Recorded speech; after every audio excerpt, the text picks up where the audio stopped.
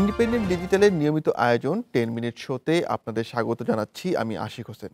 আমাদের আজকের আলোচনার বিষয় নগরীর খাল নালায় যাবে আর কত প্রাণ। আর এই বিষয়টা নিয়ে আমাদের সাথে কথা বলতে যুক্ত হয়েছেন ইন্ডিপেন্ডেন্ট টেলিভিশনের বার্তা প্রধান মামুন আব্দুল্লাহ। মামুন, আপনাকে স্বাগত জানাচ্ছি আমাদের শোতে। ধন্যবাদ আশিক। শুরুতে আপনাকে জানতে চাই যে আমরা দেখি যে চট্টগ্রাম নগরীর খাল এবং নালাগুলোতে প্রায় দুর্ঘটনার হয় এবং এতে অনেক প্রাণহানিও হয়েছে। এটা আসলে কেন হচ্ছে? ধন্যবাদ আশিক। আপনারা নিশ্চয়ই এর মধ্যে জেনে গেছেন যে চট্টগ্রামে যেই খালগুলাতে মানুষ পড়ছে সেই খালগুলা কিংবা নালাগুলা কেটে বড় করা হয়েছে। এই বড় করার অর্থ হলো যে এই নালাটা আগে ৩ ফিট অথবা ৪ ফিট ছিল সেটাকে কেটে এখন ২০ ফিট প্রশস্ত করা হয়েছে এবং গভীরতা যেখানে আগে ১ ফিট অথবা ২ ফিট ছিল সেগুলো কেটে ৩, ৪ এবং কি ৫, ৬ ফিট পর্যন্ত করা হয়েছে। অর্থাৎ ঠিক শহরের মাঝখানটায় যে বড় বড় নালা নর্দমা সৃষ্টি হয়েছে, কেটে অর্ধেক হাফ ডান করে কাজ রেখে দেওয়া হয়েছে। এটা কেন? এটির পিছনে যদি আমরা একটু যাই আমরা দেখতে পাই যে চট্টগ্রামের ২০০৭-৮ সালের দিকে ব্যাপকভাবে একটি বৃষ্টি হলো। বৃষ্টির পর দেখা গেল চট্টগ্রাম শহর কোমর থেকে প্রায় বুক সমান পানিতে তলিয়ে গেল। এটি আগে কখনো হয়নি এবং ব্যাপক পাহাড় ধস হয়েছিল, শতাধিক লোকের মৃত্যুও ঘটেছিল। এখন জন্ম সনদ দিয়ে খোলো বিকাশ স্টুডেন্ট অ্যাকাউন্ট। নিজের বিকাশ নিজে কর। এই ঘটনার পর চিন্তা করা হলো চট্টগ্রামকে স্থায়ীভাবে জলবদ্ধতা মুক্ত করার জন্য একটা বড় প্রকল্প নেওয়া হলো। এই প্রকল্পটা হলো নেওয়া হয়েছিল ২০১৭ সালে, যেটির কাজ শুরু হয়েছিল এবং সেটি ২০২০ সালের মধ্যে শেষ করার কথা ছিল। আর এই প্রকল্পের ব্যয় ছিল প্রায় ৫,৫০০ কোটি টাকা।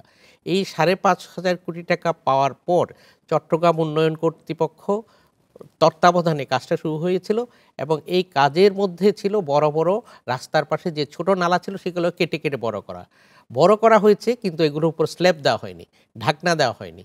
যার কারণে একটু বৃষ্টি হলে যখন রাস্তা এবং নালার বোঝা মুশকিল হয়ে যেত, পানিতে সয়লাব হয়ে যেত, মানুষ রাস্তা ভেবে নালা দিয়ে হাঁটা শুরু করলো এবং ওই নালাতে পড়ে মানুষের মৃত্যু হচ্ছে, কারণ ওই নালাটা ছোট থেকে কেটে প্রশস্ত করে দেওয়া হয়েছে প্রকল্পের আওতায়। তার মানে পানি নিষ্কাশনের জন্য নালাগুলো তৈরি করা হলো, কিন্তু এতে এতে কি আসলে কোনো লাভ হলো না? পানি কি আসলে নিষ্কাশন করা যাচ্ছে? ঠিকই বলেছেন। নালা তো এক জায়গায় করলে হবে না, আগাগোড়া সব জায়গায় করতে হবে। অর্থাৎ বড় নালার প্রয়োজন অবশ্যই আছে, কিন্তু এই নালা কাজটা পুরোপুরি শেষ করতে হবে। সেই নালার পানি যেন অ শেষ পর্যন্ত গিয়ে খাল হয়ে, নদী হয়ে, পাহাড়ে, সমুদ্রে যায়, সেই ব্যবস্থা করতে হবে। আপনি জানেন চট্টগ্রামের ভৌগোলিক অবস্থানগত কারণে চট্টগ্রামের অবস্থান হচ্ছে এক পাশে পাহাড়, এক পাশে নদী, এক পাশে সমুদ্র। এটি বিশ্বের একটি অনন্য সাধারণ একটা দৃষ্টান্ত। যেই শহরে পাহাড় আছে, টিলা আছে, নদী আছে, সমুদ্র আছে, খাল আছে, সবগুলোর সমন্বয়ে একটি জায়গা। তো আমাদের হয় কি, আপনি জানেন আমি চট্টগ্রামে আমার জন্ম, আমার বেড়ে ওঠা, আমার পড়ালেখা এবং কাজের একটা বড় অংশ আমার চট্টগ্রামে কেটেছে। তো সেই হিসাবে চট্টগ্রামকে আমি অন্তর থেকে ওন করি এবং চট্টগ্রামের সমস্যাগুলো বোঝার চেষ্টা করি। আমরা দেখেছি কি চট্টগ্রামের জলবদ্ধতা কেন হয়। শুরুর দিকে দেখা গেল যখন কিছু খাল আছে চট্টগ্রাম শহরের, যে খালগুলো দিয়ে শহরের পানি গড়িয়ে কর্ণফুলী নদী হয়ে বঙ্গোপসাগরে মিশে যেত। তো চট্টগ্রাম শহরের একদিকে আছে বঙ্গোপসাগর, আরেকদিকে আছে একটা সন্দ্বীপ চ্যানেল, নদীর মতো বেশ প্রশস্ত একটা নদী। তো এই ৩ দিক ঘিরে রেখেছে নদী এবং সাগর। যখন সাগরের জোয়ারের উচ্চতা বেড়ে যেত, কিছু পানি উঠত শহরের দিকে, অর্থাৎ এই নালা এবং খাল গড়ে কিছু পানি উপরে উঠে যেত। তো তখন একটা সময় চট্টগ্রাম শহরে পাহাড় ছিল, গাছগাছালি ছিল এবং অনেক আ প্রশস্ত জায়গা ছিল, খোলামেলা জায়গা ছিল। এখন ওই খোলামেলা জায়গাটা আর নেই। সেই সব জায়গায় ঘরবাড়ি উঠে গেছে। আগে যেখানে যে খাল ছিল সে খাল ভরাট করে ঘর করা হয়েছে। তো এখন পানি আর, যখন সাগরের পানির জোয়ারের উচ্চতা বেড়ে যায়, পানি আর খালে যেতে পারে না। যেহেতু খালের জায়গায় ঘর হয়ে গেছে, ঘরের মধ্যে উঠছে এবং এই পানি যতক্ষণ না পর্যন্ত জোয়ার না নামে ততক্ষণ পর্যন্ত পানি নামে না। আর এর মধ্যে যদি বৃষ্টিপাত, টানা বৃষ্টি হয়, তাহলে এই পানি দীর্ঘ সময় ধরে বসে থাকে এবং এই পানি যাচ্ছে না।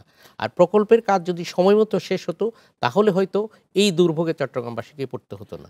একটা পরিসংখ্যান আমার কাছে আছে যে গত ৬ বছরে এই খাল এবং নালাগুলোতে প্রায় ৯ জনের মৃত্যু হয়েছে, ২ জন নিখোঁজ হয়েছেন।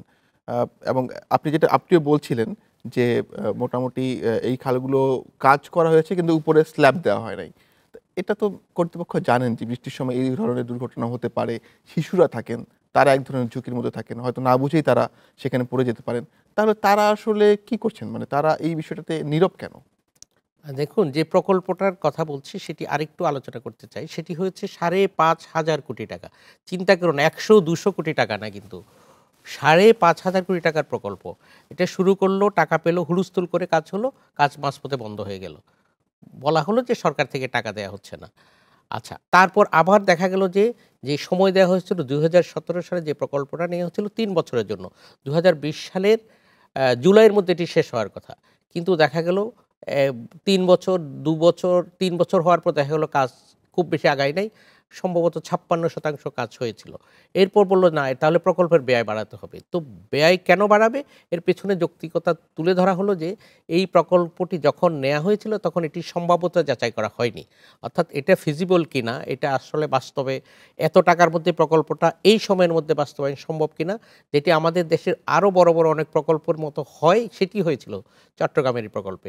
প্রকল্প যখন কাজ যখন শেষ হলো না, কিছুই হলো না, বলল যে ঠিক আছে, আরও প্রকল্প ব্যয় বাড়িয়ে দাও, এবার উপযুক্ত সার্ভে করা হোক এবং কি কাজ করতে হবে সেটি পুঙ্খানুপুঙ্খানুভাবে যাচাই বাছাই করা হোক। এই জন্য আরও ২ দফা সময় বাড়িয়ে ২০২৩ সাল পর্যন্ত করা হলো। অর্থাৎ ২০ সালের মধ্যে যে কাজটি করার কথা ছিল ২০২৩ সালে নিয়ে যাওয়া হলো।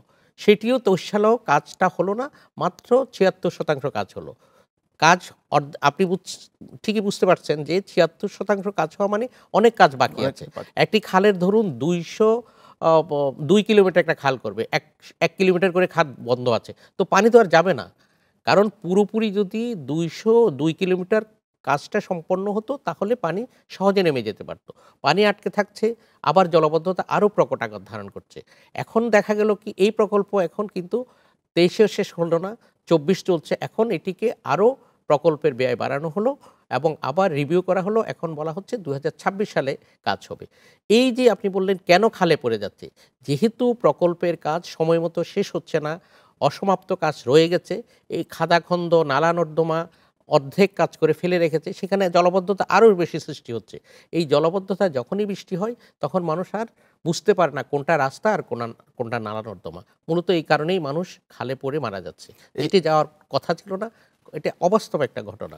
এই এই খালগুলোর আসলে দেখভালের দায়িত্বটা এখন কারা পালন করছেন? এবং আপনি কি মনে করেন যে এই, মানে যেহেতু খালগুলো একটা ভালনারেবল সিচুয়েশন এর মধ্যে আছে এবং এটা একটা সমন্বিত কর্তৃপক্ষ হওয়া উচিত যারা আসলে এই পুরো বিষয়টা তদারকি করবে? দেখুন, আমি যতটুকু জানি চট্টগ্রাম শহরে উন্নয়নের ৩টি বড় কর্তৃপক্ষ আছে। একটি হচ্ছে চট্টগ্রাম উন্নয়ন কর্তৃপক্ষ, একটি চট্টগ্রাম সিটি কর্পোরেশন, একটি চট্টগ্রাম ওয়াসা। মূলত এই ৩ সংস্থার সমন্বয়ে কাজ হওয়ার কথা। কিন্তু আপনি জানেন, রাস্তাঘাট, নালা-নর্দমা এগুলো করার দায়িত্ব কিন্তু চট্টগ্রাম সিটি কর্পোরেশনের। তারা রাস্তাঘাট তৈরি করে, এগুলো মেরামত করে এবং রক্ষণাবেক্ষণও করে। কিন্তু প্রকল্পটা দেওয়া হয়েছে চট্টগ্রাম উন্নয়ন কর্তৃপক্ষকে, যাদের কাজ শুধুমাত্র দালান কোঠা বানিয়ে মানুষের আবাসনের একটা ব্যবস্থা করা। তো যেহেতু চট্টগ্রামের উন্নয়ন কর্তৃপক্ষকে কাজটা দেওয়া হয়েছে, সিটি কর্পোরেশন একটু নাখুশও হয়েছিল বলতে গেলে। যার কারণে তারা খুব একটা সহযোগিতা করে নাই। কাজের অগ্রগতি খুবই কম ছিল এবং কাজটি সময়মতো শেষ হয় নাই। অর্থাৎ আমাদের দেশে যে কাজটি বরাবরই হয়, যে স্টেক হোল্ডার যারা, তাদের সমন্বিত প্রচেষ্টার মধ্য দিয়ে কাজটা শেষ হওয়ার কথা, যেটি চট্টগ্রামে হয়নি কারণ সিটি কর্পোরেশনকে এই প্রকল্পের সাথে সম্পৃক্ত করা যায়নি। বরং আমরা জেনেছি যে এই প্রকল্পটি সেনাবাহিনীর তত্ত্বাবধানে বাস্তবায়ন করা হচ্ছে।